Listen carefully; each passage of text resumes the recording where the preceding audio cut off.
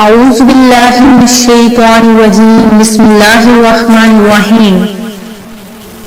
اللہ کے نام سے شروع جو بڑا مہربان نہایت رحم کرنے والا ہے۔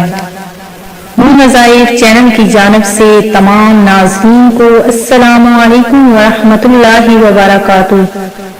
میں اپنا چینل نور مذاہب کی جانب سے آپ کی خدمت میں ایک نیا وظیفہ لے کر حاضر ہوئی ہوں۔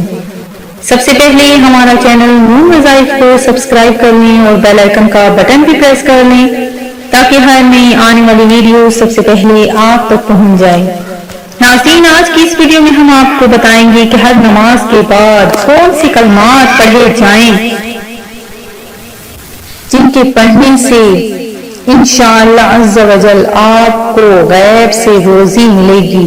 یہ کلمات کس طریقے سے آپ کو پڑھنے ہیں اور کیسے اس کے پڑھنے کا آپ کو کیا ثواب ملے گا اور کس طریقے سے آپ کے پاس غیب سے رزق آئے گا، یہ تمام موضوعات ایک کلمات پڑھنے سے ہی آپ کے پاس آپ کو مل جائیں گے۔ ناظرین، ہماری ویڈیو آخر تک لازمی دیکھیے گا کیونکہ جب تک آپ ہماری ویڈیو پوری نہیں دیکھیں گے آپ کو ہمارے وظیفے کا صحیح طریقے سے پتہ نہیں چلے گا، سمجھ نہیں آئے گی۔ اولاد نافرمان آخر کیوں ہو رہی ہے؟ برائے مہربانی سب والدین اس کو ضرور دیکھیں اور سنیں۔ دانائی کی باتیں سننا ضروری ہے۔ اولاد کا نافرمان ہونا ایک ایسا زہر ہے جو معاشرے میں بڑی تیزی سے پھیلتا جا رہا ہے۔ خاندانوں کی ٹوٹ پھوٹ، ارینج میرج سے فرار، بھائی بہنوں اور والدین سے بڑھتے فاصلوں نے خاندانی معاشرتی زندگی کی چولیں ہلا کر رکھ دی ہیں۔ یہ کیوں کر ہے اور اس کے پھیلاؤ کو روکنا کیوں کر ممکن ہے؟ اس سوال پر ذرا غور کیا تو کئی بزرگوں بوڑھوں سے سوالات کیے اور اپنے گھر، پڑوس، معاشرے، خاندان کی حالات کا جائزہ لیا تو پتہ چلا کہ آخر اس کے پیچھے کیا راز ہے جس کی وجہ سے اولاد نافرمان ہو رہی ہے۔ اس کی وجہ یہ ہے کہ ٹی وی، فلمیں، ڈرامے، محفلیں، دوست اور دینی تعلیم کی تمام باتیں پرانی اور چھوٹی محسوس ہوتی ہیں کہ لوگوں کے رویوں، لہجوں اور گھریلو زندگیوں کو جب دیکھا کہ اگر کوئی یہ کہے کہ یہ سب دینی تعلیم سے دوری کی وجہ سے ہے تو یہ بات کلی طور پر بجا نہیں، کیونکہ میں نے کئی دینی بحرانوں کو آپس میں دستے گریباں دیکھا۔ اور اگر کوئی یہ کہے کہ یہ سب جہالت کا کیا دھرا ہے تو یہ وجہ بھی 100% نہیں پائی جاتی، کیونکہ کئی نوجوان جو دین و دنیا کی تعلیم سے بے باہرہ ہوتے ہیں مگر محض اپنی خاندانی روایات تربیت کی وجہ سے شام کو اپنے والدین کے قدم چوم رہے ہوتے ہیں۔ دراصل ہماری سوچ، ہمارا برتاؤ، ہمارا رویہ اور ہمارا لہجہ ایسے فیکٹرز ہیں جو کسی کو بھی ہمارا تابع فرمان یا باغی بنا سکتے ہیں۔ میں نے ایک مفتی صاحب کے دورس میں شرکت کی، وہ اکثر فرمایا کرتے تھے کہ اپنی اولاد کو دوست بناؤ، اگر تم دوست نہیں بناؤ گے تو وہ گلی محلے کسی آوارہ نشئی یا شرابی کو دوست بنا لیں گے۔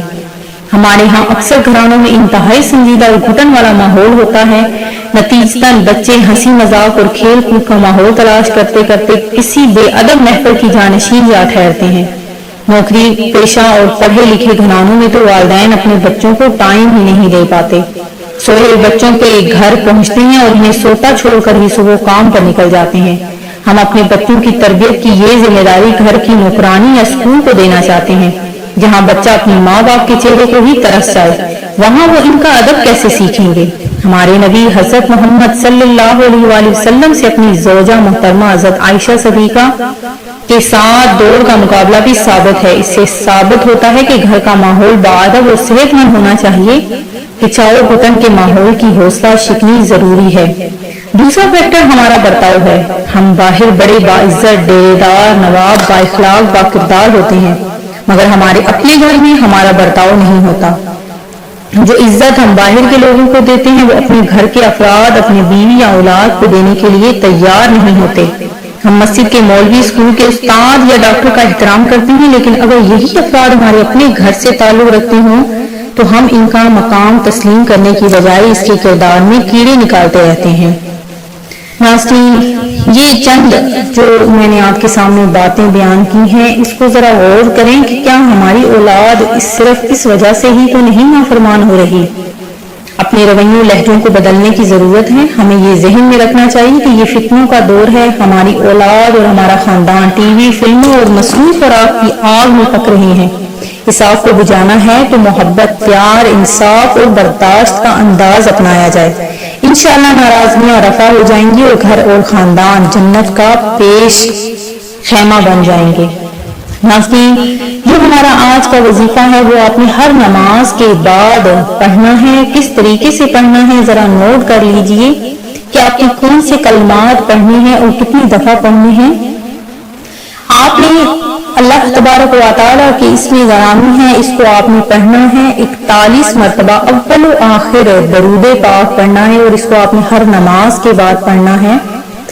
یا حفیظ یا حفیظ یا رقیب یا مجیب یا اللہ یا اللہ، یہ آپ نے 41 مرتبہ اول و آخر آپ نے 11 مرتبہ درود پاک پڑھنا ہے، اور اسے ہر نماز کے بعد پڑھ کر اپنے رزق کے لیے آپ نے دعا مانگنی ہے اللہ تبارک و تعالیٰ سے۔